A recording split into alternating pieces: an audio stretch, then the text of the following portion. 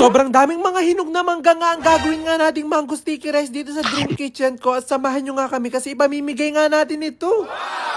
Never ko ba nga natikman nga itong lulutuin natin ngayong araw dito sa akin Dream Kitchen na talaga sobrang ako nag-crave nga dito kaya talagang gagawin natin. At buti na nga talaga may nagbebenta nga ng manggang kinalabaw nga dito sa amin kaya napabili nga ako ng maraming mangga kasi gagawa nga tayo ng maraming mango sticky rice. At para nga makagawa nga nun ay kailangan nga muna natin magsayang nga ng malagkit na bigas at hindi tayo magsasayang sa rice cooker kasi dito tayo sa aking higanting kawa magsasaing. At talaga nagpatawag pa nga ako ng expert nga na magsayang nga dito sa kawa para talagang maayos nating masayang itong malagkit na bigas. At kailangan nga muna daw pakuluan ng sobra-sobra yung tubig sa kawa bago nga daw ilagay yung malagkit nga na bigas kaya agad-agad nga muna akong umalis kasi kailangan nga natin ng pandan leaves. At talagang hindi nga tayo pumunta ng palengke para nga bumili nga ng pandan leaves kasi kukunin nga natin siya ng fresh. At habang kumukuha nga ako dito talagang hindi ko nga maiwasan na amuyin nga tong pandan leaves kasi talagang bangong-bango ako sa kanya. Kamoy niya nga kasi yung dessert nga na favorite ko yung buko pandan kaya talagang gustong-gusto ko yung amoy. At talagang dinamihan na nga namin yung kuha nga nitong pandan leaves kasi marami nga yung isasayang natin malagkit na bigas para talagang saktong-sakto doon. At pagbalik ko nga dito sa Dream Kitchen